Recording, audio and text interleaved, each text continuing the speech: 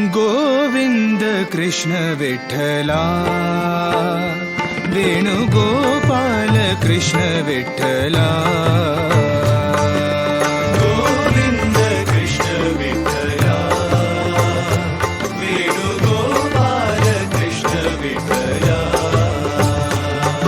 गोविंद कृष्ण विठ्ठला, वेणुगोपाल कृष्ण विठ्ठला.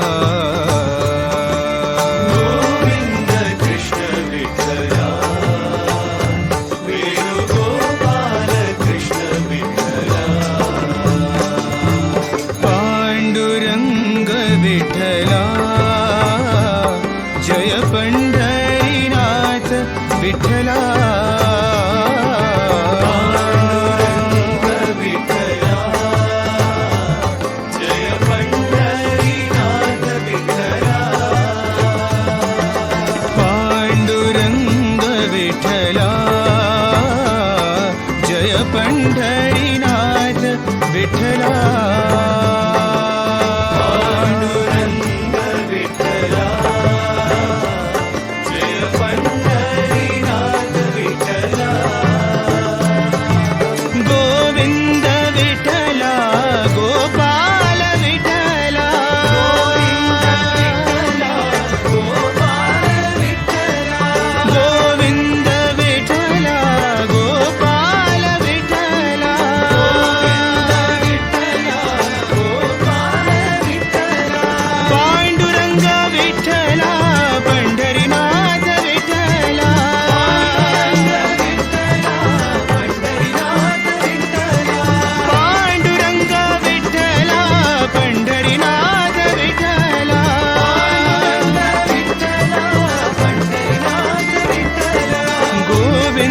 कृष्ण विठ्ठला, वेणुगोपाल कृष्ण विठ्ठला. गोविंद कृष्ण विठ्ठला, वेणुगोपाल कृष्ण विठ्ठला. पांडुरंग विठ्ठला, जय पंढरीनाथ विठ्ठला.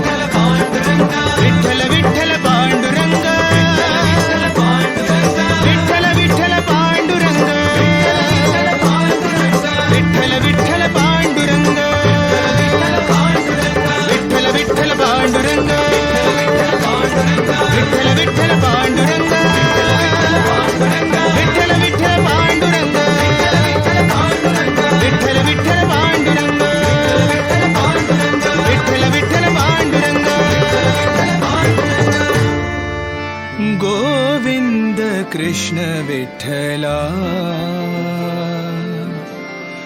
वेणुगोपाल कृष्ण विठ्ठला.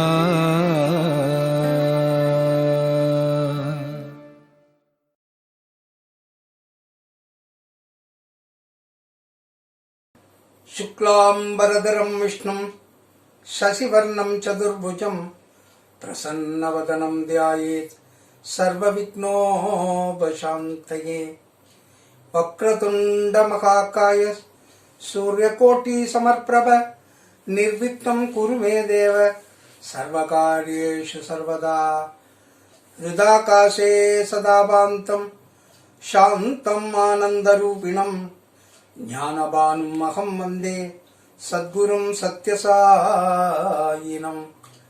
தாயாகி தந்தையுமாய் தாங்குகின்ற தெய்வம், தன்னை நிகரில்லாத தனித்தலைமை தெய்வம், வாயார வாழ்த்துகின்றோர் மனதமர்ந்த தெய்வம், மலரடியன் சென்னிமிசை வைத்த பெரும் தெய்வம், காயாது கனியாகி கலந்தினிக்கும் தெய்வம், கருணை நிதி செல்வமுற்றும் காட்டுவிக்கும் தெய்வம், சேயாக எனை வளர்க்கும் தெய்வம், மகா தெய்வம், பர்த்திதனில் விளங்குகின்ற தெய்வமதே தெய்வம். ஓம் ஸ்ரீ சாய்ராம். அங்கிங்கெனாதபடி எங்கும் நீக்கமர நிறைந்திருக்கும் பகவானின் பாதார விந்தங்களில் சரணடைந்து ஒரு சில வார்த்தைகள் சொல்லுகின்றேன்.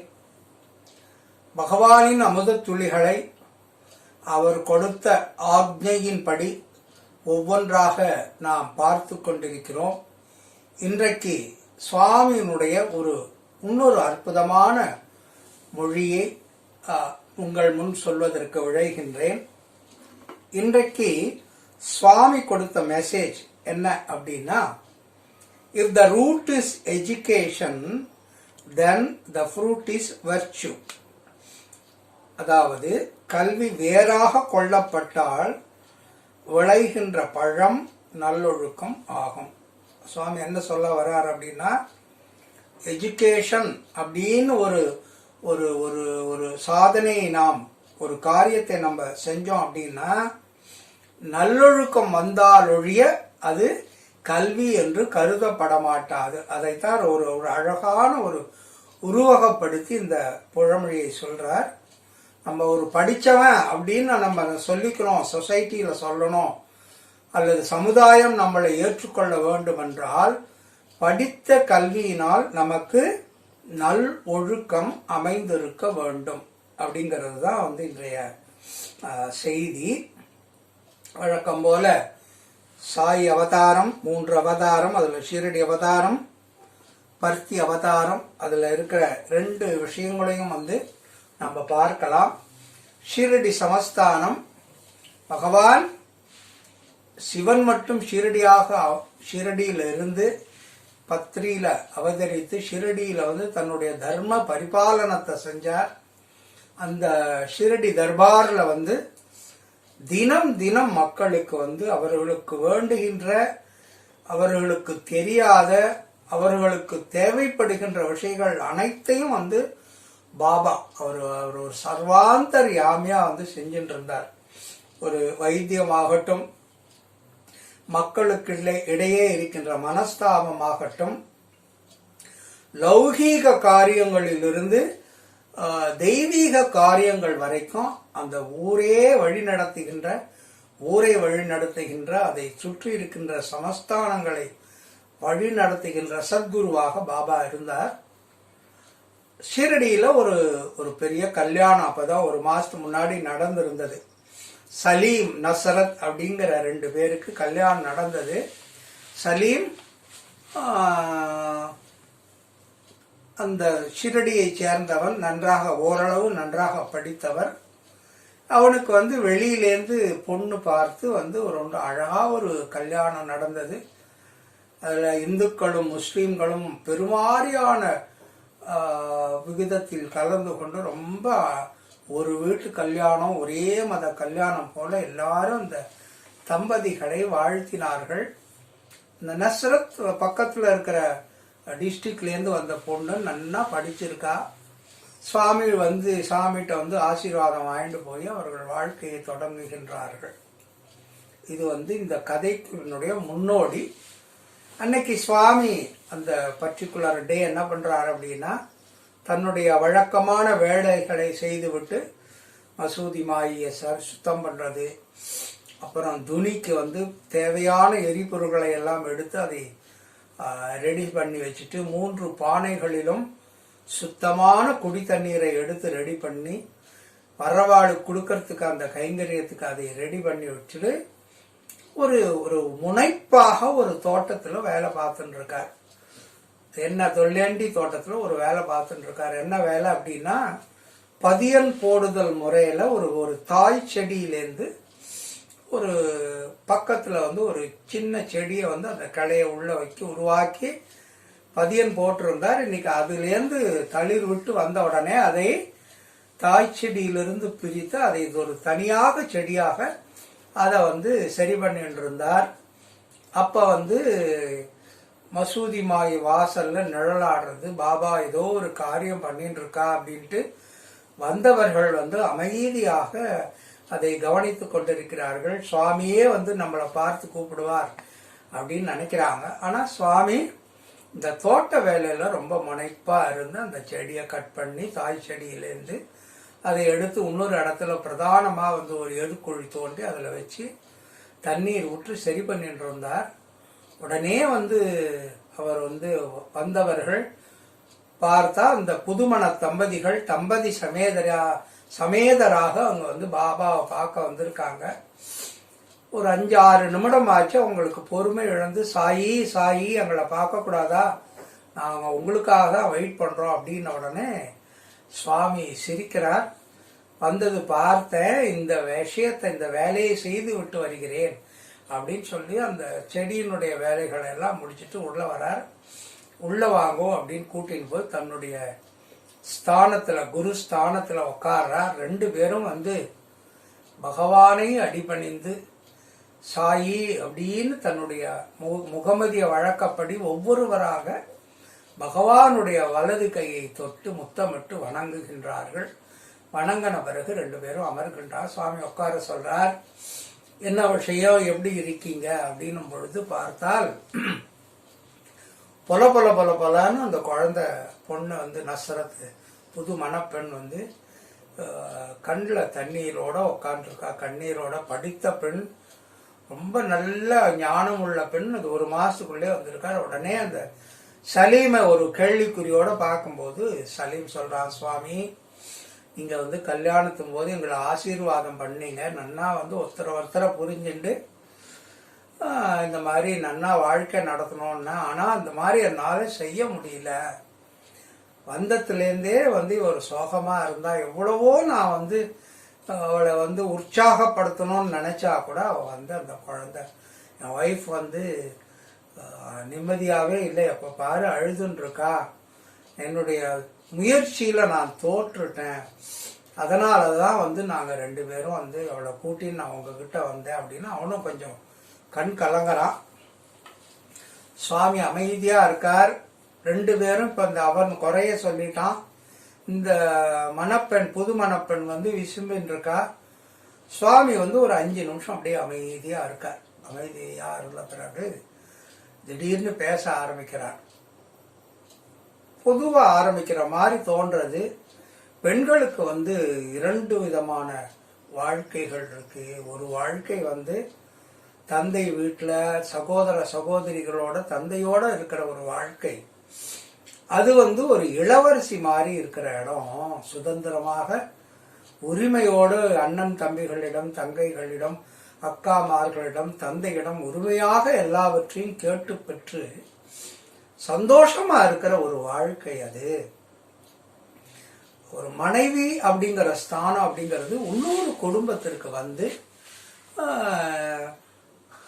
ராணியாக அதிகாரத்தை எடுத்துக்கொண்டு ரெஸ்பான்சிபிலிட்டி எடுத்துட்டு மகாராணியாக அந்த குடும்பத்தின் குலவிளக்காக இருக்கிற உருவார வேண்டிய ஒரு விஷயம். 2 விஷயம் பெண் செய்ய வேண்டி இருக்கு. நான் வரும்போது நீங்க ஒரு செடியை தோட்டத்துல பதியன் முறையில பண்ணதை பார்த்தீங்க. தாய் செடியிலிருந்து அது ஒரு கிளையை எடுத்து வளைத்து அதற்கு வேர் உண்டாக்கி தனியாக அது பிழைத்து விடும் என்ற பிறகு அந்த செடியை வெட்டி தாயிலேருந்து வெட்டி அதை எடுத்துன்னு தனியாக ஒரு இடத்துல லண்டி தோட்டத்துல அது இருந்த தாய்க்கு பக்கத்துல இருந்ததுலேருந்து அதை எடுத்து தனியா வச்சு இப்ப இன்னைக்கு பதியம் போட்டு தனி செடியாக நான் இன்னைக்கு சரி பண்ணி வச்சிருக்கேன். அதே போலதான் ஒரு பெண்ணும் கூட. ஒரு இடத்துல இருந்து அடுத்த இடத்துக்கு வரும் பொழுது எல்லாருமே ஒரு தப்பு செய்யறீங்க. மனைவின்னு வந்த பிறகு உடனே அவ எல்லா ரெஸ்பான்சிபிலிட்டியும் உடனே எடுத்துருவா. அப்பா அம்மா ஞாபகம் இருக்காது, பிறந்த வீட்டின் ஞாபகம் இருக்காது அப்படின்னு எல்லாரும் நினைக்கின்றீர்கள். படித்த பெண்ணாக இருந்தாலும் ஒரு படிக்காத ஒரு பெண்ணா இருந்தாலும் ஒரு மணப்பெண் புகுந்த வீட்டுக்கு வந்தவுடன் அவளால ரெஸ்பான்சிபிலிட்டி எடுத்துக்கிறது அப்படிங்கிறது அவருடைய மனநிலையை பொறுத்தது. அதை சலீம் நீ புரிஞ்சுக்கணும். அந்த ரெஸ்பான்சிபிலிட்டியை வந்து இது என்னுடைய வீடு அப்படின்னு அவள் உணர்ற வரைக்கும் நீங்க அன்பு செலுத்த வேண்டும். எந்த ரெஸ்பான்சிபிலிட்டியுமே ஃபோர்ஸ் பண்ணும்போது அது அவர்ஷன் ஆயிடுறது. அதனால இதுதான் என்னுடைய வீடு, இனிமேல் இது என் வீடு அப்படின்னு அவ வந்து உணர்ற மாதிரி உங்களுடைய அன்பை நீ ஆகட்டும் புகுந்த வீட்டில் இருக்கிற எல்லாருமே செலுத்த வேண்டும்.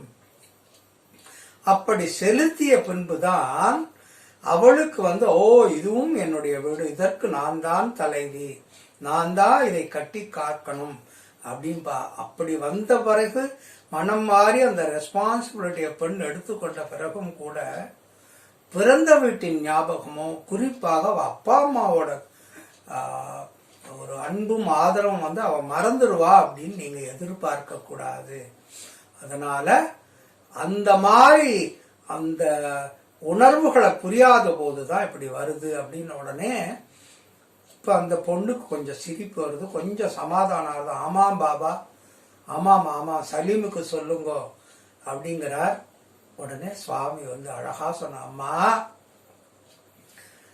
சலீம் அவருடைய புகுந்த வீட்டுல எல்லாம் பண்ணோம்னு சொன்னது எவ்வளவு நிஜமோ அதே மாதிரி நான் இப்ப பண்றதும் இப்ப சொல்றதும் நிஜம். உன்னை இங்கு கொண்டு வந்து விட்ட பிறகு நீ எவ்வளவுக்கு எவ்வளவு சீக்கிரமாக இவர்களுடைய அன்பை புரிந்து கொண்டு ரெஸ்பான்சிபிலிட்டி இங்க எடுத்துக்கிறையோ அந்த வேகத்துல வந்து சலீம் வந்து நிம்மதியா இருப்பான். உனக்கு வந்து முதல் உறவு கணவன், அவனை வந்து நீ திருப்திப்படுத்த ஆரம்பிச்ச அப்படின்னா அவங்களுடைய அப்பா அம்மா அப்புறம் அவங்களுடைய உறவினர்கள் சலீமுடைய சகோதர சகோதரிகள் அப்படின்னு அவர்களிடம் நீ அன்பு செலுத்த ஆரம்பிக்கும் பொழுது இந்த ப்ராப்ளம் வராது. அதனால சலீமுக்கு எவ்வளவு ரெஸ்பான்சிபிலிட்டி இருக்கோ அதே மாதிரி உனக்கும் நஸ்ரத் உனக்கும் அந்த ரெஸ்பான்சிபிலிட்டி இருக்கு அப்படின்னு உடனே ரெண்டு பேருக்கும் மனம் வந்து நிம்மதி ஆறுது. ஒரு சுவாமி வந்து ஒரு மன இறுக்கத்தோட ரெண்டு பேர் வந்து அழுது நிற்கும் பொழுது சுவாமி இந்த அறிவுரை செய்கின்றார். ஏன்னா படித்த கல்வி அப்படிங்கறது உங்களுக்கு நாலெட்ஜை கொடுக்கிறது. ஆனால் வாழ்க்கை கல்வி என்பது அன்பின் அடித்தளத்துல தான் வர முடியும். ரெண்டு பேரும் நல்லா படிச்சிருக்கீங்க, அதனால நீங்க நல்ல தம்பதிகளாக இருப்பீங்க, ரொம்ப ஈஸியா அண்டர்ஸ்டாண்ட் பண்ணிப்பீங்க நீங்களே நினைத்து கொண்டீர்கள். ஆனா வாழ்க்கை கல்வி என்பது ஏட்டுக்கல்வியின் அடிப்படையில் அமைவதல்ல, அது அன்பு என்கின்ற அடித்தளத்துல அமையணும் அப்படின்னு சொல்றார். ரெண்டு பேரும் திருப்பி வந்து நிம்மதியா வந்து வணங்கி எழுந்து கொள்கின்றார்கள். உதி பிரசாதம் கொடுக்கிறார், ரெண்டு பேரும் சாப்பிட்றாங்க. அப்ப வந்து ஒரு பெரிய தந்தையை போல சொல்றார், சலீம் இன்னைக்கு அவளுக்கு ஒரு மாசம் ஆச்சு, அவ அப்பா அம்மா ஞாபகம் இருக்கிறதுனால அவள் கொஞ்சம் தடுமாறுறா. உடனே நீ போய் அவர் தகவல் சொல்லிட்டு நஸ்ரத் வீட்டுல போய் ஒரு 4 நாள் இரு, மாப்பிள்ளையா போய் நீ இரு, மாப்பிள்ளையும் கூட ஒரு பிள்ளை போலதான் நீ இருக்கணும் அவள்கிட்டையும். எப்படி நீ வந்து நஸ்ரத் உங்க அப்பா அம்மாவை தாய் தந்தையராக நினைத்து, சகோதரிகளை தாய் தந்தையராக நினைத்து, சகோதரர்களா நினைச்சு இருக்கணும்னு நினைக்கிறியோ அதே மாதிரி நீயும் போய் அவங்கள அப்பா அம்மா மாதிரி நீயும் போய் உரிமையோட நீ அங்க போய் ஒரு 4 நாள் இருந்து வா அப்படின்னு வந்தார். ஒரு சின்ன ஒரு செடியை பதியன் போடுதலை வைத்து 2 படித்த இளைஞ அவங்க 2 பேர்கிட்ட இருந்த அந்த மனக்குழப்பத்தை ரொம்ப அழகாக சுவாமி தீர்த்து வைத்து இமீடியட் சொல்யூஷனா வந்து போய் மாமனாரத்துக்கு பொண்ணு வீட்டுக்கு போய் ஒரு 2 நாள் இருந்து அறிமுகப்படுத்தி கொண்டு 30 நாள் ஆச்சுன்னு சொல்லி அந்த பிரச்சனையை தீர்த்து வைத்து சொல்கின்றார். வாழ்க்கை கல்வியும் படித்த கல்விக்கும் இருக்கும் என்ற அந்த வழி, அந்த வேறுபாட்டை சொல்லி அவர்களை வந்து மன வாழ்க்கையில் அடுத்தபடி எடுத்து வைப்பதற்கு சுவாமி வந்து அருள் புரிகின்றார். அடுத்தபடியாக சத்யசாயி அவதாரத்தில் நடந்த ஒரு இன்னும் ஒரு அருமையான நிகழ்ச்சிக்கு வருவோம். லண்டன் மாநகரம் யுனைடெட் கிங்டம்ல ஒரு சாயி டிவோட்டி இருக்கார். அவர் அத்தியந்த சாயி பக்தர். 2 தலைமுறை 3 தலைமுறையாக சுவாமி கிட்ட வந்து சுவாமி தரிசனம் பண்ணிட்டு இருக்கா. அவர்கள் 2 தலைமுறையாக தங்க வியாபாரம் பண்ணிட்டு இருக்கா. அதுதான் அவளோட தொழில். கிட்டத்தட்ட அவருடைய குடும்ப தொழிலாக ஆயிடுத்து. தங்க தொழில் அப்படின்னா நகைக்கடை கிடையாது, தங்கத்தை வாங்கி விற்பது அப்படிங்கிறது. இங்கிலாந்தில் வந்து ஒரு டெய்லி ஒரு விஷயம் நடக்கும். அங்கே ஒரு தங்க மார்க்கெட், ஷேர் மார்க்கெட் மாதிரி அங்கே ஒரு தங்க மார்க்கெட் இருக்கு. அதில் வந்து அரசாங்கமே தினம் தினம் அவுன்ஸ் கணக்கில் வந்து சுத்தமான தங்கத்தை வந்து வெளியிடுவார்கள். அதை வந்து முதலீட்டாளர்கள், ஒரு பெரிய தங்க வியாபாரம் செய்பவர்கள் அதை வாங்கி ஊகத்தின் அடிப்படையில் அந்த குவான்டிட்டி வாங்குவாங்க. இந்த வாரத்தில் தங்க விலை ஏறும் அப்படின்னா அதிக அளவில் வாங்குவாங்க. தங்க விலை குறையும் அப்படின்னா வாங்குவதை குறைத்து கொள்வார்கள். இல்லைன்னா தங்ககிட்ட இருக்கிற தங்கத்தையும் கூட அதை வெளியிடுவார்கள். அந்த மாதிரி ஒரு வியாபாரம், அதாவது நல்ல லாபம் கிடைக்கக்கூடியது, தெரிந்து வாங்க வேண்டும். அதுல வந்து அந்த வியாபாரத்துல இருக்கிற ஒரு குடும்பம் சுவாமி டிவோட்டிஸ், அவங்க ஒரு 2 தலைமுறையாகவே பண்ணிட்டு இருக்காங்க. ஒரு நாள் சுவாமி தரிசனம் இருக்கும்போது அந்த அந்த வியாபாரம் செய்யற குடும்பம் வந்து பர்த்தியில வந்து தரிசனம் பண்ணிட்டு இருக்காங்க. ரொம்ப ஒரு அதிர்ஷ்டமாக சுவாமி வந்து அவர்களை பார்த்து ரெக்கக்னைஸ் பண்ணி இன்டர்வியூ கொடுக்குறார். ஏன்னா ஒரு 2 வருஷம் வரல, 2-3 வருஷம் சுவாமியை பார்க்க வந்திருக்காருன்ன உடனே கூப்பிடுறாங்க. ரொம்ப அழகான எனக்கு ஒரு இடை செருகலாக ஒன்று ஞாபகம் வருது. சுவாமியினுடைய ஒரு பழைய மாணவர் சுவாமிக்கு ஃபார்ம் பாய் அப்படின்னு சொல்ற மாதிரி அத்தியந்த சேவை புரிந்து கொண்டிருக்கிறார். அப்புறம் திருமணம் வாழ்க்கை அப்படின்னு சுவாமி பர்மிஷன் போயிட்டார். அதுக்கப்புறம் சுவாமியை மறந்துட்டார். நல்ல பதவி எல்லாம் கிடைச்ச பிறகு மறந்துட்டார். ஒரு 25 வயசுல வெளியில போயிட்டு அப்புறம் ஒரு 45 வயது இருக்கும்போது திரும்பவும் அந்த சம்சார சாகரத்தில் உழன்ற பிறகு திடீர்னு ஒரு நாள் சுவாமி கிட்ட அன்பு அப்படியே பீரிட்டு பொங்குக்கு வந்து உக்காண்டிருப்பார் அந்த பழைய மாணவர். சுவாமிக்கு என்ன தெரியுமா, 25-20 வயசுக்கு முன்னாடி நான் பண்ண எல்லாம் 20 வருஷத்துக்கு முன்னாடி என்னை கவனிப்பாரா, எனக்கு தெரியுமா அப்படின்னு குற்ற உணர்ச்சியோட உட்காரும்போது சுவாமி உடனே வந்து, சுவாமி அப்படியே இருந்தார், சுந்தர புருஷனாக என்றும் அழியாத அந்த தோற்றத்தோடு இருந்தார். ஆனால் அவர் வந்து சாயி இளைஞனா இருந்து இப்படி அறக்கழமா வந்து உக்காண்டிருக்கார். உடனே கூட சுவாமி அதை ரெக்கக்னைஸ் பண்ணி அவரை கூப்பிட்டு பேசுறார். சுவாமிக்கு வந்து அவர் இன்டர்வியூ ரூம்ல தேங்க்ஸ்ன்னு சொல்லும்போது சுவாமி சொன்னார், என்னை விட்டு நீங்கள் போய் என்னை மறந்துடலாம், நான் ஒரு முறை ஒரு பக்தனை நான் ஆட்கொண்டு விட்டால் அவனை நான் எப்போதும் மறக்க மாட்டேன் அப்படின்னு இன்டர்வியூ ரூம்ல சொல்றார். அதே மாதிரிதான் இந்த 4 வருஷத்துக்கு அப்புறம் அந்த வர்றாரு அந்த இங்கிலாந்துல இந்த பக்தர். சுவாமி இன்டர்வியூ கொடுக்கிறார், ரெக்கக்னைஸ் பண்ணி கொடுத்த உடனே குடும்பமா போய் சுவாமியை சேவிக்கிறார், பிரசாதம் கொடுக்கிறா. அப்ப வந்து இந்த அன்பர் வந்து சுவாமி காலை பாத நமஸ்காரம் பண்ணி காலை பிடிச்சி விட்டுட்டே இருக்கும்போது லைட்டா அப்படியே கண்கள் நீர் தழும்பி உழருது.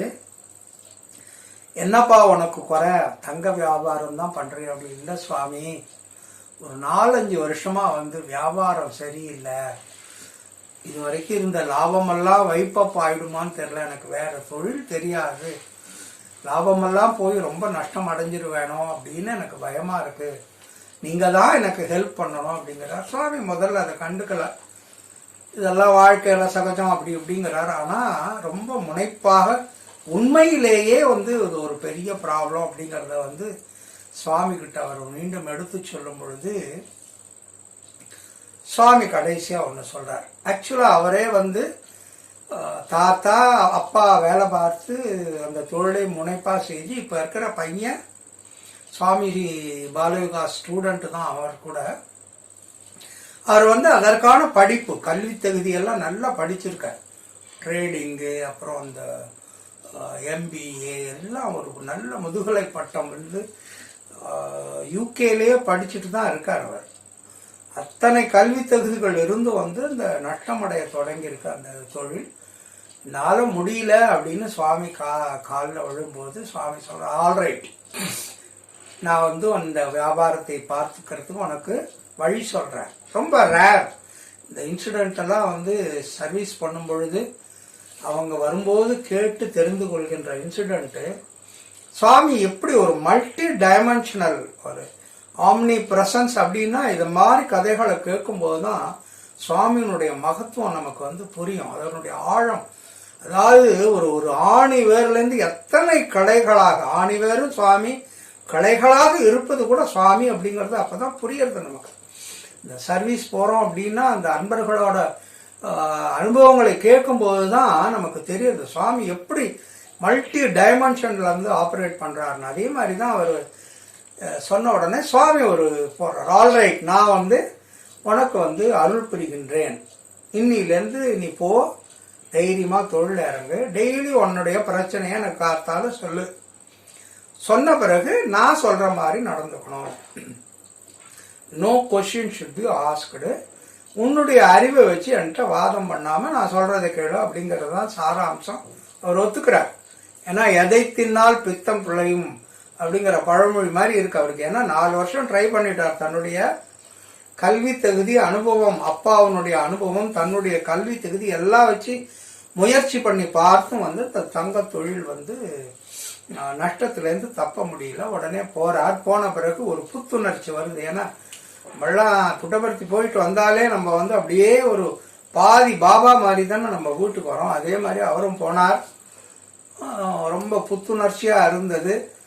அடுத்து தொழிலை ஆரம்பிச்சார். கார்த்தால போடன உடனே அந்த மாதிரி ட்ரேடிங் ஆரம்பிக்கிறது. அப்ப வந்து அவருடைய அறிவு வந்து ஒரு அறிவுரையை சொல்றது, இல்ல இல்ல சுவாமியை நம்ம கேட்போம் அப்படின்ட்டு, சுவாமி இந்த மாதிரி எனக்கு தோன்றது, நான் என்ன பண்ணட்டும் அப்படின்னு உடனே சுவாமி இன்ஸ்ட்ரக்ஷன்ஸ் தெளிவாக அவருக்கு வந்து காதுல வந்து இன்ஸ்ட்ரக்ஷன் வர்றது, இந்த மாதிரி பண்ணு அப்படிங்கிற உடனே அதே மாதிரி பண்றார்.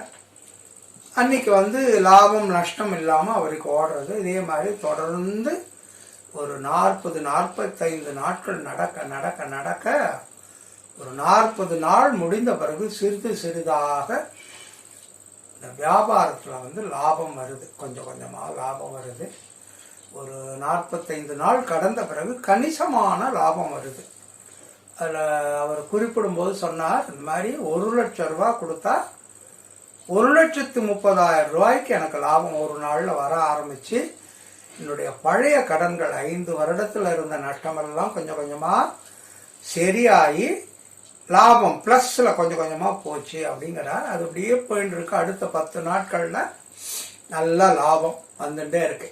இந்த லாபம் வர ஆரம்பிச்ச உடனே அவர் வந்து சுவாமிகிட்ட கொஞ்சம் கொஞ்சமா கேட்கறத விட்டுட்டார். அவருடைய இப்ப வந்து சுவாமியோட வேலை முடிஞ்சு போச்சு இல்ல, கருவேப்பிலை மாதிரி நம்ம விட்டுறோம் இல்லையா, அதே மாதிரி விட்டுட்டார். நஷ்டம்லாம் சரியா போச்சு, லாபம் தானே, எதுக்கு சுவாமியை டிஸ்டர்ப் பண்ணோம். இதே மாதிரி பிளைன் டிக்கெட் கோட்டுன்னு போய் அங்க அழுது சுவாமியை கேட்டுட்டு வந்தவர் கணிசமான லாபம் வந்து லாபம் சேர தொடங்கிய உடனே டெய்லி முறையில கேட்கறத விட்டுட்டு அவருடைய புத்தியின் படி செயல்பட ஆரம்பிச்சார். கொஞ்சம் இருந்த லாபம் 10%, 5% இருந்தது, கிட்டத்தட்ட 35-40%க்கு வந்துடுது. அப்போ ஒரு குறிப்பிட்ட நாள் வருது. அன்னைக்கு வந்து தங்கம் வந்து ஜெகஜோதியா விலை ஏறின்னு இருக்கு. ஏறுறதுனால இவர் வந்து முதல்லயே ஸ்டாக் வாங்கினதை இன்னும் ஜாஸ்தி பண்ணி கணிசமான ஸ்டாக் வச்சிருக்கார். நாளைக்கு அடுத்த நாள் வந்து ஒரு 5-6% ஏறினா கூட நம்மகிட்ட இப்போ லாபம் நிறைய இருக்கு, அதனால நிறைய தங்கத்தை வாங்கி சேர்த்துடுவோம். அவருடைய கல்வி என்ன சொல்றது அப்படின்னா, இன்னும் அடுத்த 6 மாதங்களுக்கு இது ஏறுமுகமா இருக்கும். ஒரு 5.5 மாதம் வரைக்கும் எவ்வளவு தங்கம் வாங்க முடியுமோ லாபத்துல வாங்கி வச்சுட்டு கடைசி 6வது மாதம் கொஞ்சம் வந்து லாபத்தை கொஞ்சம் வந்து நம்ம இன்வெஸ்ட் பண்ணதை மட்டும் பண்ணி வச்சுக்கலாம், அப்புறம் பார்க்கலாம் அப்படின்னு அவருடைய அறிவு, அவருடைய கல்வியும் அறிவும் சொல்லுது. அந்த மாதிரி முடிவு எடுத்துட்டு எல்லா லாபத்தையும் எடுத்துக்கொண்டு இன்னைக்கு தங்கத்தை வாங்கிடணும் அப்படின்னு போறார். சுவாமியை கூப்பிடலை. நான் முதல்ல சொன்ன மாதிரி 15 நாட்களாக அவர் சுவாமியை கேட்கறது இல்லை. ஆனா சுவாமி வாலண்டரியா அப்ப வந்து ஒரு இன்ஸ்ட்ரக்ஷன் கொடுக்கார், இன்னைக்கு தங்கம் வாங்காத, இன்ஃபேக்ட் 3 நாளுடைய விஷயத்தை இன்னைக்கே சொல்லிடுறேன், 3 நாள் தங்கம் வாங்காத, மார்க்கெட் பக்கமே போகாத, நாளையிலேருந்து நாளைக்குள்ள சாயங்காலத்துக்குள்ள இருக்கிற தங்கத்தை எல்லாம் வித்துடு அப்படிங்கிறார். நான் சொல்றது புரியும்னு நினைக்கிறேன். தன்னுடைய அறிவுரையின்படி தங்கத்தை எல்லாம் வாங்கி இவர் குவித்து கொண்டிருக்கிறார். லாபம் வந்துடுத்து. இன்னும் தங்கம் வாங்கணும்னு தன்னுடைய லாபத்தை எல்லாம் லிக்விடேட் பண்ணி இன்னைக்கு தங்கம் வாங்கணும்னு நினைக்கிறார். அந்த சமயத்துல இவருடைய அறிவுக்கும் படிப்புக்கும் எதிராக சுவாமி வாலண்டரியா ஒரு கருத்தை சொல்றார். தங்கம் வாங்காத, இன்ஃபேக்ட் 3 நாள் 4 நாள் இனிமேல் தங்கமே வாங்காத, நாளைக்கு எல்லா தங்கத்தையும் சாயங்காலத்துக்குள்ள வித்துடு அப்படிங்கறதுதான் மெசேஜ். இவருக்கு பக்குன்னு ஆயிப்போச்சு. என்னடா இது, எல்லாம் லாபம் வந்துட்டு இருக்கு, இந்த சமயத்துல போய் சுவாமி வேண்டாங்கிறார். ஃபர்ஸ்ட் இக்னோர் பண்றார். நஷ்டம் அடைந்த போது அந்த சுவாமியினுடைய வார்த்தைகள் தேவ வாக்காக இருந்தது. லாபம் வந்த போது அவர் இன்னும் இல்ல, நம்ம ஒரு வாரம் கேட்கல, பழைய மாதிரி குரல் கேட்கற மாதிரி நினைச்சு நம்ம பண்றோமோ, திருப்பி சுவாமி சொல்றாரா, சொன்னா அதை சுவாமி வாக்கா எடுத்துக்கலான்ட்டு அவர் அன்னைக்கு தங்கம் வாங்குறாரு. முதல் மார்னிங் ட்ரேடிங்ல அந்த வாங்குற தங்கம் 1 மணி நேரத்திலேயே விலை ஜாஸ்தி ஆயிட்டு இருக்கு. 5% 6% ஏறுறது. அந்த மகிழ்ச்சியில உட்காந்து ஆஹா நல்ல டெசிஷன் தான் எடுத்தோன்ட்டு ஒரு நல்ல லாவிஷ் லஞ்ச் சாப்பிட்றார். அப்படி சாப்பிட்டு இருக்கும்போது இப்படி பார்த்துட்டு இருக்கும்போது அந்த ரெஸ்டாரண்ட்லேயே சுவாமி அப்படியே பிரத்யட்சமா தோன்று, படுவாப்பையில தங்கத்தை வாங்காதேன்னு சொன்னேன், இப்ப மீண்டும் சொல்கிறேன், தங்கத்தை வாங்காதே, நாளைக்கு சாயங்காலத்துக்குள்ள தங்கத்தை வித்துடு அப்படின்னு சொல்லிட்டு போயிட்டார். நேரம் சொல்லிட்டார். இப்ப இனிமே இல்லுஷன் நான் நினைச்சுக்கிறேன் அப்படின்னு சொல்ற சுவாமியை நேரம் சொல்லிட்டார். இவருக்கு ஒரே ஆற்றாமை. லக்ஷ்மி தேவி என்னை கூப்பிட்டு வா நான் அவன் வீட்டுக்கு வரேன்னு சொல்றேன், ஆனா சுவாமி இப்படி சொல்லிட்டு போறாருன்றார். அப்பதான் அவரை ஒரு டெஸ்ட்ல தேடுறார். என்ன இருந்தாலும் அவர் ஒரு பால விகாஸ். நம்ம கார்த்தால உதாசீனப்படுத்தினோம். 5 வருடங்களுக்கு முன்னாடி நஷ்டம்னு போது சுவாமிகிட்ட போய் அப்படி கதறணும். அதுக்காகத்தான் சுவாமி 1 மாசமா நமக்கு வழிகாட்டினார். நான் 1 வாரமா 10 நாளா கேட்கறது இல்லை, இன்னைக்கு சொல்றாரு அப்படின்னா நஷ்டத்துல எல்லாம் சரி பண்ணதுக்கே சுவாமிக்கு பேச்ச நான் கேட்கணும்ட்டு உடனே டெசிஷன் எடுத்து அப்பயே மத்தியானம் தங்கம் வாங்கறத நிறுத்திட்டார். அடுத்த நாள் கார்த்தால சுவாமி போகும்போது சொல்ற மாதிரியே விற்க ஆரம்பிச்சார். விற்கும் போதே அது கிட்டத்தட்ட 45-50% லாபத்துல அந்த தங்கம் விற்கிறார். எல்லாரும் நீ உனக்கு என்ன பைத்தியமா, விலையேறும் போது இந்த மாதிரி விற்கிறியானா, இல்ல அப்படின்னு அவருக்கே தெரியறது. அவருடைய கல்வியே சொல்றது நம்ம பண்றது பைத்தியக்காரத்தரணும் அப்படின்ட்டு. ஆனா சுவாமி சொல்லியிருக்காருன்னு அவர் எல்லாத்தையும் விற்கிறார். முடிஞ்சது, வீட்டுக்கு வந்துட்டார். தங்கத்தை விற்றதுல அவருக்கு சரியான லாபம். கிட்டத்தட்ட ஒரு 33% மேல அவருக்கு லாபம் கிடைச்சிருச்சு. அதை டாலரா மாத்தி அவர் கிரெடிட் ஆயிடுத்து. ராத்திரி இருக்கும் பொழுது அப்படியே யோசிக்கிறார், இதுக்காக சுவாமி அப்படி பண்ணார், நல்ல காசு இருந்ததே, இப்ப இன்னைக்கு வித்ததுக்கே 33% லாபம் கிடைச்சது. ஒரு 6 மாதம் இந்த மாதிரி விலையேற போறது. ஆனா ஏன் சுவாமி இப்படி சொன்னார் தெரியலையார். அடுத்த நாள் தங்கம் வாங்கக்கூடாது நான் சொல்ற வரைக்கும் சொன்னதுனால எல்லாம் டிவியில பாக்குறாரு. அதுக்கு அடுத்த நாளும் தங்கம், இவர் தங்கத்தை எல்லாம் கொடுத்ததுக்கு அடுத்த நாள் 3ஆம் நாளும் விலை ஏறிண்டே இருக்கு. ஏறிண்டே இருந்தது, ஒரு பீக்குக்கு போறது. அதாவது 1 கிலோ தங்கம் 1 கோடி ரூபாய் அப்படிங்கிறது அந்த நாளின் எண்டுல 1 கோடியே 20 லட்சம் ரூபாய்க்கு போறது. 20% ஸ்விங் இன் பிரைஸ் இன் 1 டே. அதாவது இந்த ஸ்டாக் மாதிரி தான் அந்த இதுவும். இந்த வாலடைல் ஸ்விங் இருந்ததுன்னா அந்த ட்ரேடிங்கை நிறுத்திடுவாங்க. அந்த மாதிரி அன்னைக்கு ட்ரேடிங்கை மாலை 6 மணி வரைக்கும் இருந்தா கூட அந்த தங்கத்தை அரசாங்கம் கொடுக்கறத 3:45 கட் பண்ணிடுறது. கட் பண்ண பிறகு ஒரு திடீர்னு அது முடிச்சாங்க. முடிச்சு வைண்ட் அப் பண்ண போது சாயங்காலம் ஒரு 7 மணிக்கு திடீர்னு ஒரு தகவல் வருது. ஒரு 2 அரபு நாடுகளுக்கு இடையில ஒரு போர் ஏற்பட்டு அடுத்த நாள்ல கிட்டு தங்கத்தினுடைய விலை கடகடான்னு குறைஞ்சி 3 நாள்ல அந்த தங்கத்தோட விலை 1,00,000 ரூபா நீங்க தங்க கட்டி வச்சிருந்தீங்கன்னா அதோட விலை -1 lakh. அதாவது அசலே வந்து வீணாகிற மாதிரி அந்த மாதிரி ஒரு சிச்சுவேஷன் வருது. அது பார்த்த உடனே தான் அவருக்கு வந்து ஆற்றம், ஐயோ சுவாமி என்னை காப்பாத்திட்டேன், முதல்லையாவது கொஞ்சம் நஷ்டம், மேலே எழுந்து வந்துட்டேன், இந்த மாதிரி நான் வச்சிருந்த மணிக்கு நான் வச்சிருந்த தங்கத்துக்கு இந்த மாதிரி ஒரு நஷ்டம் இருந்ததுன்னா நான் வந்து மீண்டு இருக்கவே முடியாது அப்படின்னு தாரையா கண்ணீர் விடுறார். இப்படி வந்து இருந்தால் போராது, சுவாமிக்கு தேங்க்ஸ் சொல்லணும்ட்டு மீண்டும் அர்ஜென்ட்டாக ஃப்ளைட் போட்டு, நமக்கு தான் தெரியுமே புத்தி வந்த உடனே சுவாமிகிட்ட போய் திரும்பவும் வந்து மன்னிப்பு கேட்டு நம்ம நன்றி சொல்லலாம் அப்படின்ட்டு ஃப்ளைட் போட்டு புட்டபர்த்தி வரார். சுவாமி மிக பேரன்போடு மீண்டும் அவரை இன்டர்வியூ கொடுக்குறார்.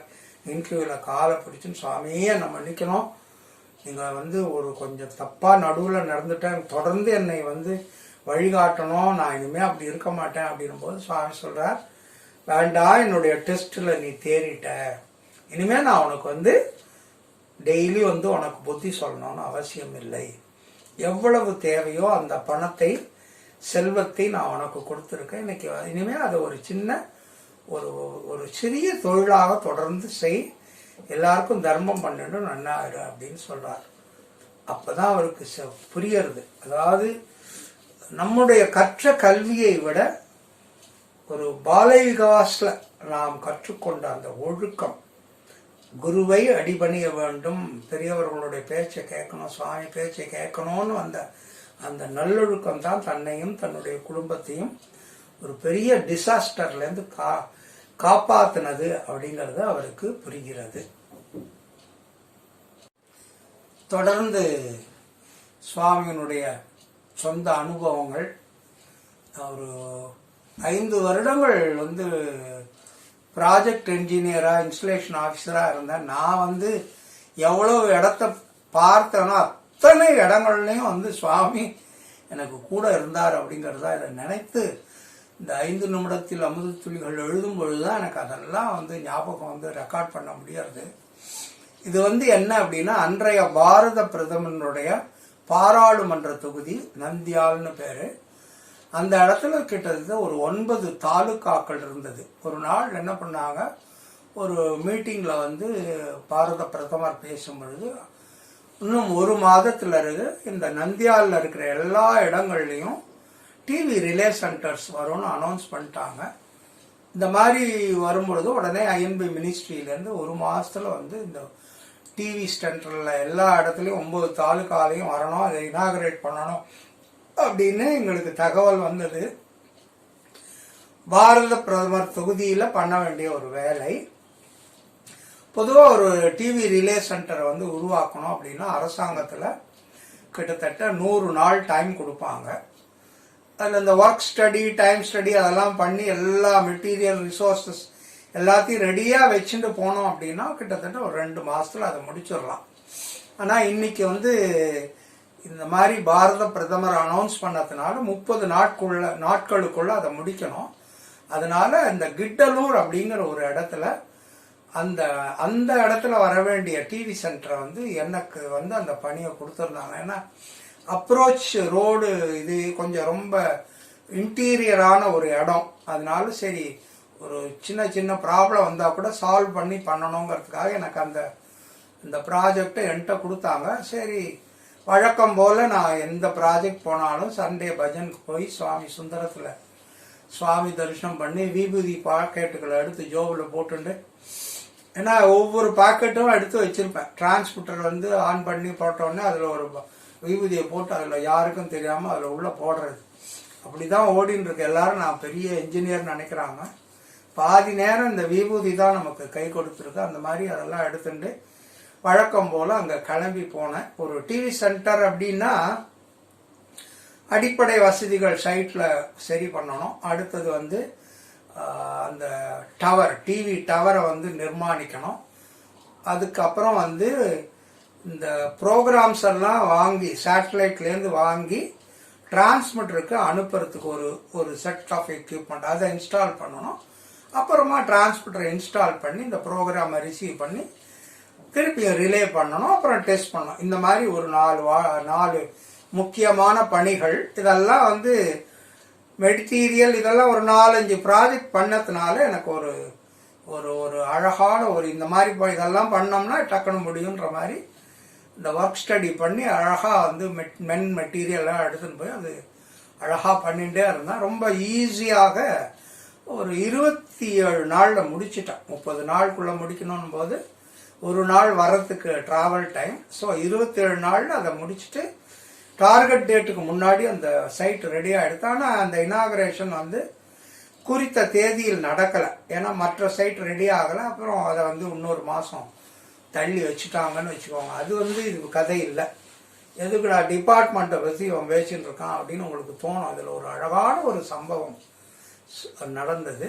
அதில் வந்து அந்த ஒரு சின்ன ஊர் சொன்ன இல்லையா, நகரம் அப்படிங்கிறத விட ஒரு அழகான பெரிய கிராமம். இந்த ஆந்திர மாநிலத்தின் ஒரு பாரம்பரியமான ஒரு இடம். அது நிறைய விவசாய குடும்பங்கள், பெரிய பெரிய விவசாய நிலங்கள். அது ஆனால் நந்தியால் டிஸ்ட்ரிக்ட்ல ஒரு பெரிய மலைக்கு அந்த பக்கம் இருக்கும்.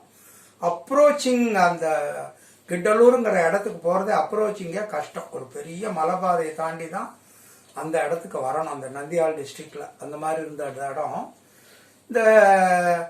அந்த இடத்துல ஒரு ஷிரடி பாபா பக்தர் வந்து ஒரு எலக்ட்ரிக்கல் ஷாப் வச்சிருந்தார்.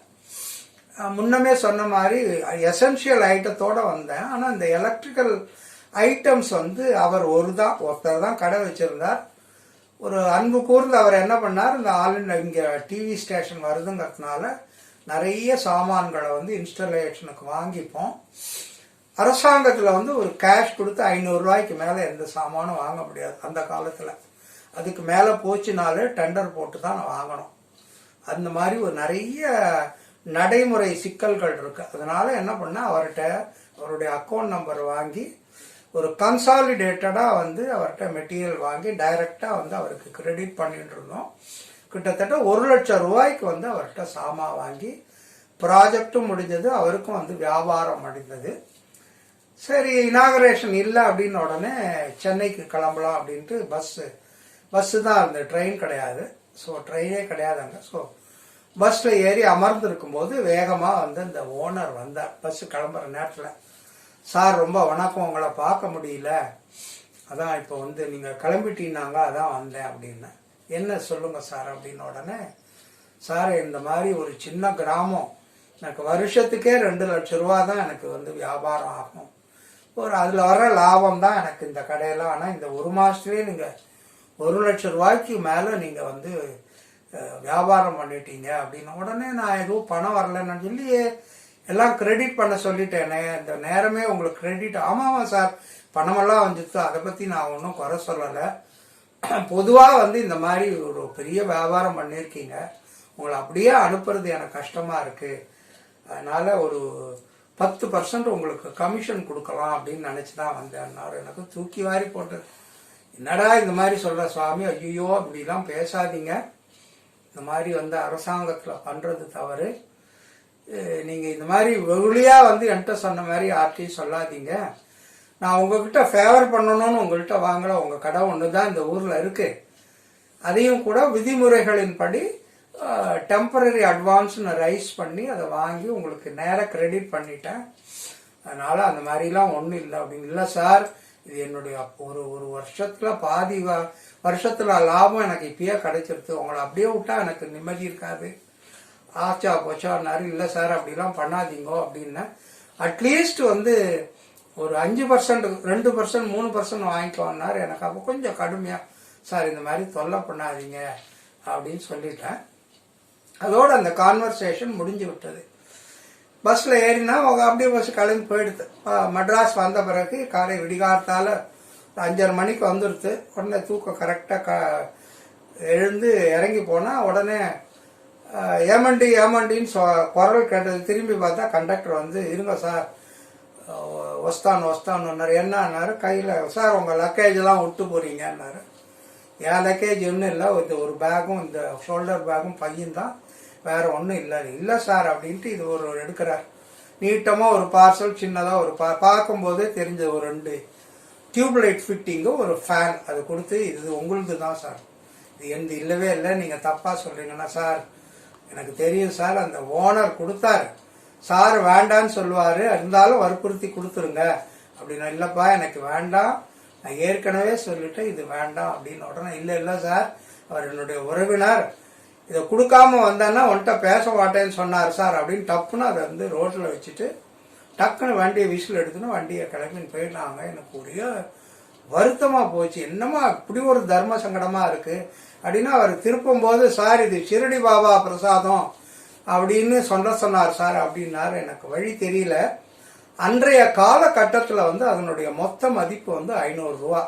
ஒரு 2 ஃபுல் டியூப்லைட் ஃபிட்டிங் செட்டு, ஒரு ஃபேன் அப்படின்னா ஒரு 500, 515, 520 ரூபா ஆகும். அதை வந்து இந்த அவருடைய கடையில் பொருள் வாங்கினதுக்காக எனக்கு வந்து கடைசியில் திணிச்சிருக்காரு. இது எனக்கு தெரியாது, ஏறும்போது தெரியாது. சரி என்ன பண்ணுறது அப்படின்னு எடுத்துட்டு வீட்டில் வந்து வச்சுட்டு வெளியிலேயே அதை ரெண்டையும் வச்சுட்டு ஏதாவது ஒரு கோயில் அதை கொடுத்துருவோம், இல்லைன்னா அடுத்து போகும்போது அதை கொடுத்துடலாம். அப்புறம் யோசித்தேன், இல்லை ஏதாவது கோயிலில் வேணா கொடுத்துடலாம் அவர் பேரை சொல்லி அப்படின்னு நினச்சிட்டு வீட்டு வாசலில் அதை வச்சுட்டு என்னுடைய பணிகளை பார்த்தேன்னு. அன்றைக்கி வந்து திங்கக்கிழமை, நான் அப்போ திருவான்மியூரில் தான் இருந்தேன். சரி திருவான்மியூர் சமிதி பஜன் அதுக்கு ஈவினிங் வந்து போனேன். பாபா மெட்ரிகுலேஷன் ஸ்கூல் அதில் தான் நடக்கும். இங்கே பஜன் முடிந்த பிறகு கன்வீனர் வந்து அனௌன்ஸ்மெண்ட் கொடுக்கும்போது ஒரு விஷயத்த சொன்னார். அன்னைக்கு ஃபுல்லாக இது என் மனசுலேயே ஓடிந்த, சுவாமி இந்த மாதிரி ஒரு இக்கட்டான நிலையில் என்னை கொண்டு வந்து விட்டுட்டீங்க, இந்த மாதிரி அவர் இந்த ஃப்ரீயாக ஃபேனு இது கொடுத்துட்டார் அப்படின்னு வேண்டின்னு இருந்தேன். அப்போ கன்வீனர் வந்து பஜன் முடிந்து அனௌன்ஸ்மெண்ட் பண்ணிவிட்டு கடைசியாக ஒரு செய்தியை சொன்னார். இந்த மாதிரி இந்த ஸ்கூலில் இந்த 10ஆம் வகுப்பில் தான் நம்ம பஜன் நடக்கிறது. இந்த ஸ்கூலில் வந்து எக்ஸாம் வரதுனால ஈவினிங்கில் டியூஷன் பண்ண போகிறாங்க. அதுக்காக ஒரு 5 டியூப்லைட் ஃபிட்டிங்கும் ஒரு 3 ஃபேனும் இருந்தால் அவங்களால கொடுக்க முடிஞ்சால் கொடுங்கன்னு கேட்டிருக்காங்க. அதனால் நீங்கள் பக்தர்கள் சாய் அன்பர்கள் யாரால் எவ்வளோ முடியுமோ பணமாகவோ கேஷாகவோ கொடுங்கன்னு உடனே எனக்கு ஆஹா நமக்கே சுவாமி ஆன்சர் பண்ண மாதிரி இருக்குன்ட்டு, சார் ஒரு நிமிஷம் வெயிட் பண்ணுங்கன்ட்டு. ஏன்னா இந்த பாபா மெட்ரிகுலேஷன்லேருந்து ஒரு 2 நிமிட தூரத்தில் தான் என்னுடைய வீடு இருந்தது. உடனே போய் வந்து அதை கொடுத்துட்டேன். ஒரு ஃபேனோ 2 ஃபிட்டிங் எந்த கிட்டலூரில் எந்த கடை ஓனர் கொடுத்தாரோ அதை கொடுத்துட்டேன். அப்பா என் மேலே இருக்கிற களங்கம் போச்சு, சுவாமியை வழி பண்ணிட்டார் அப்படின்னு எனக்கு நான் சொட்டு கொட்டுண்டு அப்படியே இருந்துட்டேன். ஒரு 10 நாள் போச்சு. உடனே வந்து இந்த மற்ற சைட்டெல்லாம் ரெடி ஆன பிறகு இனாகரேஷன் ஷெட்யூல் ஆச்சு. உடனே நான் திரும்பவும் இனாகரேஷனுக்காக என்னை வந்து அனுப்பிச்சாங்க. அதே மாதிரி சென்னையிலேருந்து கிட்டலூர் போகிற பஸ்ஸில் நான் வந்து பயணம் செய்து கொண்டிருந்தேன். விடியற் காலை 4:30 மணி இருக்கும். திடீர்னு என்ன ரொம்ப ஜோராக ஃபேன்லாம் டொனேஷன் பண்ணுற போல இருக்கு அப்படின்னு சுவாமி குரல் கேட்குது. டக்குன்னு முழிச்சு பார்த்தேன், அப்படி அதிர்ந்து போய்விட்டேன். பஸ் ஒரு 65-70 கிலோமீட்டர் வேகத்தில் போயின்னு இருக்கு. ஜன்னலோர சீட்டு, ஜன்னல் பக்கத்தில் அப்படி பார்த்தா சுவாமி பஸ்ஸின் வேகத்துக்கு இணையாக அப்படியே வந்துட்டு இருக்காரு. எனக்கு இப்பயே நினைக்கும் போதே சிலுக்கிறது. என்ன இந்த மாதிரி பண்றைய, இந்த மாதிரி தானமெல்லாம் பண்றைய, சமிதிக்கு ஏதாவது கொடுக்கணும், ஒரு தர்மம் பண்ணணும்னா உன்னுடைய கை காசுல கொடு, சரியா நடந்துக்கும். 3 வார்த்தை தான். தரிசனம் கொடுத்தாருன்னு ஆனந்தப்படுறதா, கண்டிச்சாருன்னு வருத்தப்படுறதான் தெரியல. போயிட்டோம். உடம்பு சப்தம் நாடி எனக்கு ஒடுங்கி போச்சு. அப்பா சுவாமின்னா இன்னொரு 2 மணி நேரத்தில் பஸ்ஸு கிட்டலூர் போச்சு. இறங்கின உடனே நேராக அந்த ஓனர் வீட்டுக்கு நேராக போய், பா பிடிப்பா இந்த 500 ரூபா வச்சுக்கோ, தசைக்கே கும்பிடு அப்படின்னு சொல்லிட்டு வந்து விட்டேன். அதெல்லாம் இனாகரேஷன்லாம் நல்லா முடிஞ்சதுன்னு வச்சுக்கோங்க. பிரைம் மினிஸ்டர் வந்தார்.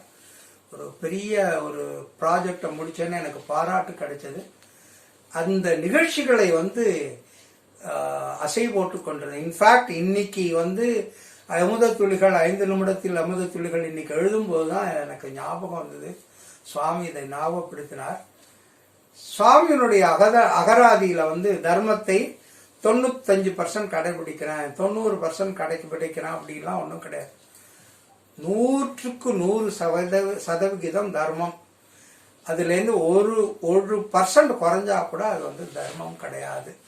நானா வந்து கையூட்டு வாங்கலை, ஒரு ஒரு ஒரு ஒரு ஒரு இது வந்து அவராக கொடுத்தார் என்ற போதிலும் கூட அது தப்பு அப்படிங்கிறத சுவாமி உணர்த்தினார். அதுக்கப்புறம் வந்து இன்னொரு 26-27 ப்ராஜெக்ட் பண்ணும்போது இதைவிட கவனமாக என்னால் பணி செய்து ஒரு ஒரு இன்னைக்கு டைரக்டராக இருக்கும்போது கிட்டத்தட்ட ஒரு ஒரு ஒரு வருடத்துக்கு 12-13 கோடி ரூபாய்க்கு அரசாங்க பணத்தை செலவழிக்கிறேன். அதை என்னால் சரியாக வந்து செய்ய முடியறது. கண்ணும் கருத்துமாக அதில் வந்து நெருப்பு மாதிரி அதை ஹேண்டில் பண்ண முடியறதுன்னா அதுக்கு வந்து சுவாமி தான் காரணம்.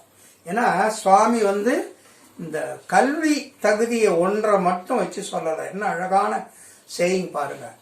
கல்வி வந்து ஒரு செடின்னு எடுத்துக்கிட்டீங்கன்னா அதில் காய்க்கின்ற பழம் மாதிரி உங்களுடைய நல் ஒழுக்கம் இருக்கணும் அப்படிங்கிறார். சுவாமியினுடைய அகராதியில் 100க்கு 100 தர்ம விதிகள் கடைபிடிக்கப்பட்டால்தான் அது தர்மம். இல்லைன்னா 97% கடைபிடிச்சேன், ஒரு 3% அப்படி இப்படி ஆயிடுச்சுன்னா கூட அது தர்மம் அல்ல அப்படின்னு நான் உணர்ந்து கொண்டேன். தேவிஹி ஜகஜனனி சாயி மாதா பிரணவ ஸ்வரூபிணி பிராணேஸ்வரி பிரணவ ஸ்வரூபிணி பிராணேஸ்வரி தேவி ஜகஜனனி சாயி மாதா ஞானப்ரதாயினி ஞானேஸ்வரி திரிபுர சுந்தரி தாட்சாயணி பகவதி பாரதி நாராயணி ஜெகதீஸ்வரி ஜெகன்மோகினி கருணாமயி சத்ய சாயீஸ்வரி கருணாமயி சத்ய சாயீஸ்வரி தேவி ஜெகஜனனி சாயி மாதா. சுவாமி எவ்வளவுக்களவு அன்பு அன்னையாக இருந்து நமக்கு வந்து காத்து அரவணைத்து நமக்கு நம்மளை இட்டு செல்கின்றாரோ அதே போல ஒரு கண்டிப்பாக தந்தையாக நமக்கு தர்மத்தை பற்றியும் சொல்லிக் கொடுக்கிறார். அதனால்தான் அவர் சாயி தெய்வீக தாய் தந்தையாக இருந்து நமக்கு வந்து வழிகாட்டுகிறார் என்ற அளவிலே இன்றைய கருத்தை இத்துடன் இந்த சத்சங்கத்தை நிறைவு செய்கின்றேன். சாய்ராம்.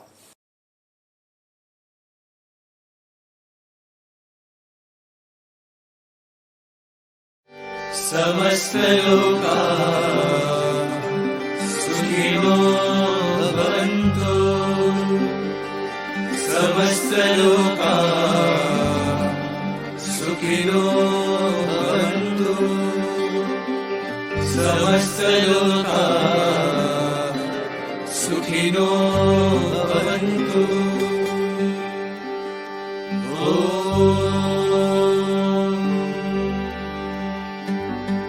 शांति शांति शांति। जय बोलो भगवान श्री सत्य साई बाबा जी की जय।